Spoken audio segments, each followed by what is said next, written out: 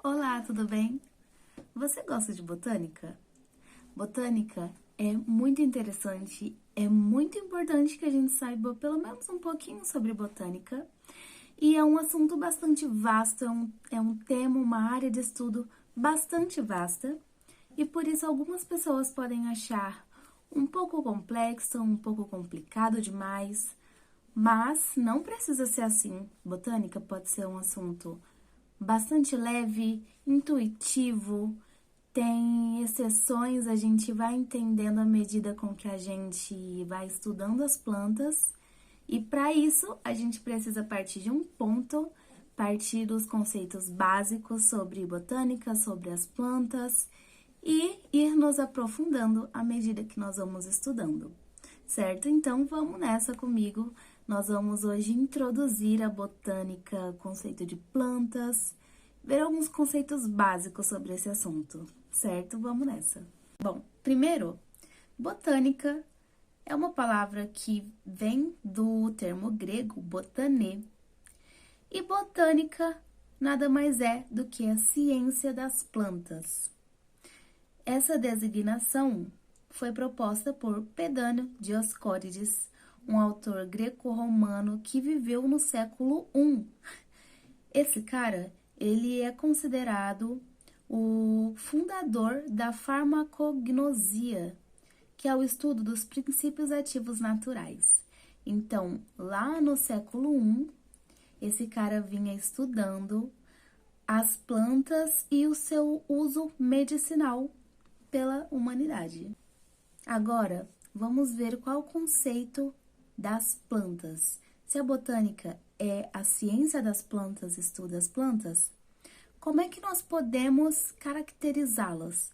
Se você tivesse que definir um organismo, um ser vivo, como sendo ou não planta, quais os aspectos que você teria que observar nesse ser vivo? Quais seriam as condições para que ele seja considerado uma planta ou não? Basicamente, o que uma planta tem que ter, o que um organismo tem que apresentar para ser uma planta, são células que contenham cromossomos, núcleo verdadeiro com membrana e plastídeos, sendo que esses plastídeos precisam estar apresentados na forma de cloroplastos ou pelo menos ter a capacidade de se transformar em cloroplastos depois. Por que isso? Bom, cloroplastos são organelas muito importantes para as plantas, simplesmente porque eles participam do processo de fotossíntese. Fotossíntese, que a gente escuta muito falar, é basicamente o processo de transformação da energia luminosa do Sol em energia química, que é muito importante porque vai gerar compostos orgânicos para essa planta e também a energia necessária para sua sobrevivência, energia necessária para tudo o que a planta vai realizar. Essa planta, por sobreviver da luz do sol, digamos assim, ela é chamada de fototrófica. Foto vem de fótons, que é a luz. Então, ela é fototrófica. Mesmo os animais, né, os que não são considerados plantas e são heterotróficos, ou seja, eles buscam esses compostos orgânicos em outros animais, em outros seres vivos. Todos os animais precisam dos compostos orgânicos, mesmo que nem todos, nenhum animal produza eles próprios o seu próprio alimento.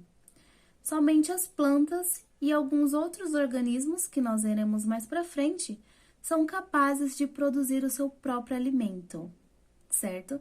Então, nós precisamos levar esses três aspectos, essas três características que eu citei, em consideração para classificar um ser vivo como sendo planta E é importante que a gente também assimile a esse fato das plantas serem fototróficas. E é importante você saber que fototrófica é diferente de heterotrófico e por quê? É diferente porque as fototróficas produzem o próprio alimento, heterotróficos não produzem, mas precisam. Então, eles vão consumir esses compostos orgânicos através de outros seres vivos que consumiram ou diretamente ingerindo a planta. Conseguir esses compostos diretamente pela planta ou de outro ser vivo que comeu essa planta, por isso ele tem esses compostos orgânicos no organismo dele, certo? Mas será que produzir o próprio alimento já é uma característica que nos permita classificar o ser vivo como planta? Bom, não.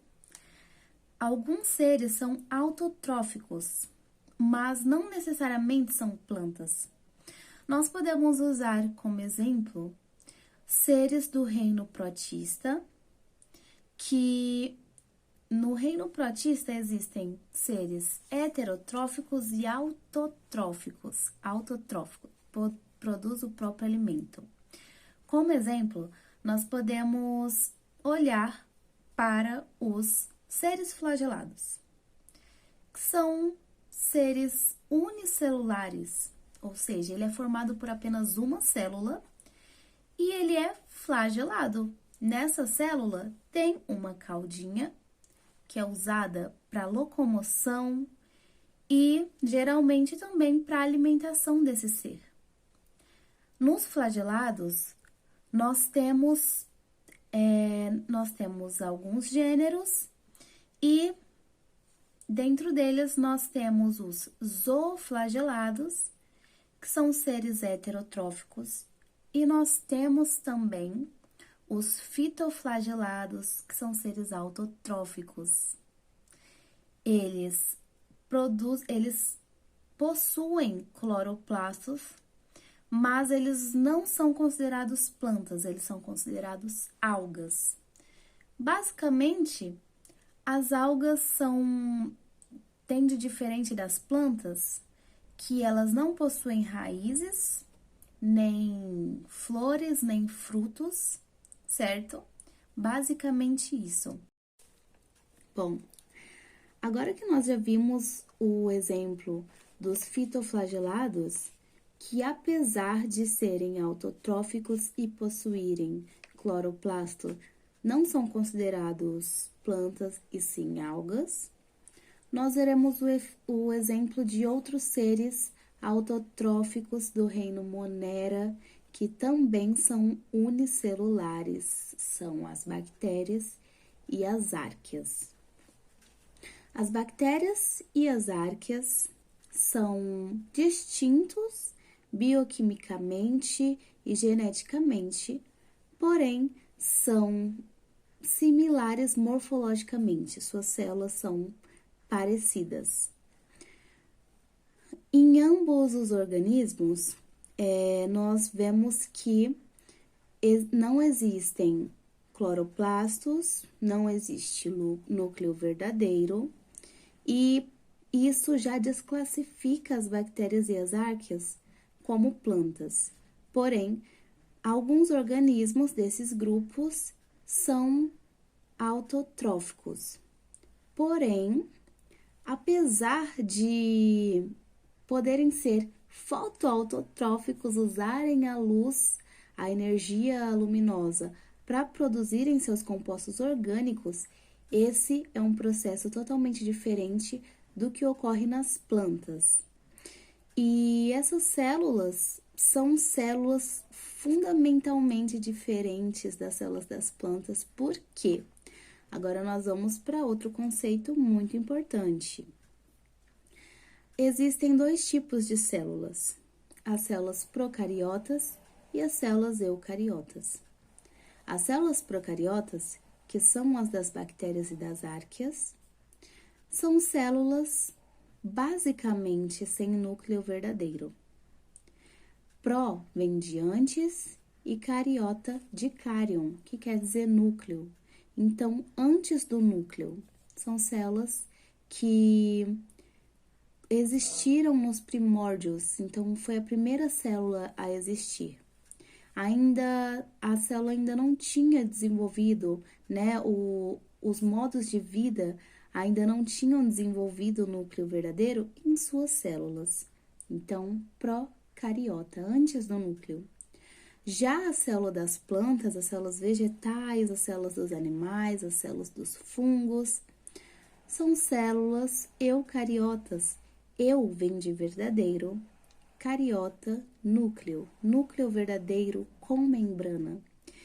As células eucariotas são uma evolução das células procariotas, mesmo que ainda existam esses organismos procariotas, né?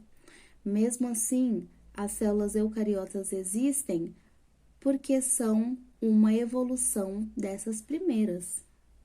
Então, são mais complexas, possuem mais organelas e fazem parte de seres mais complexos, certo? Possuem outros tipos de processos internos da célula.